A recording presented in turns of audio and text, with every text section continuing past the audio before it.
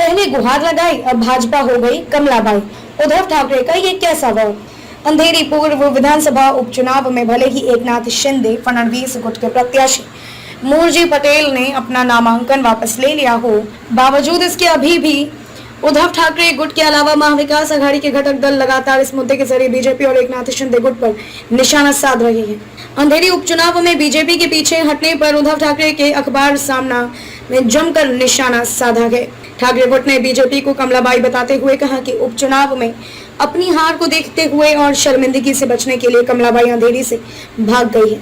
ठाकरे गुट बीजेपी को कमलाबाई इसीलिए कहता है क्योंकि उनका चुनाव चिन्ह कमल है। हालांकि जब तक इस चुनाव में बीजेपी का प्रत्याशी मैदान में था, तब तक उद्धव ठाकरे गुट और उनके अन्य सहयोगी दल महाराष्ट्र की परंपरा को बचाने और आगे बढ़ाने की दुहाई दे रहे थे।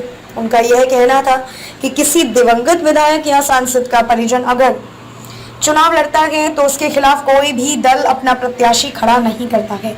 इस परंपरा को बचाए रखना चाहिए। अब जब बीजेपी ने अपना उम्मीदवार वापस ले लिया है तो भी उसे निशाना बनाया जा रहा है।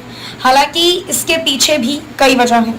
दरअसल बीजेपी पर यह आरोप लगाया जा रहा है कि उन्हें इस चुनाव में अपनी जीत का भरोसा नहीं था। लगातार सहानुभूति की लहर ऋतुजा लटके के समर्थन में जाती हुई दिखाई पड़ रही थी। वहीं उनके उम्मीदवार मूलजी पटेल के नामांकन पत्र में भी कई खामियां बताई जा रही थी। साथ ही लोगों का जन समर्थन भी वहां बीजेपी या शिंदे गुट के साथ नजर नहीं आ रहा था।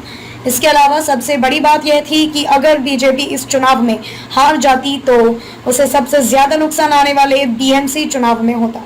बीजेपी का इस समय सबसे बड़ा टारगेट है उद्धव ठाकरे गुट को बीएमसी की सत्ता से बेदखल करना।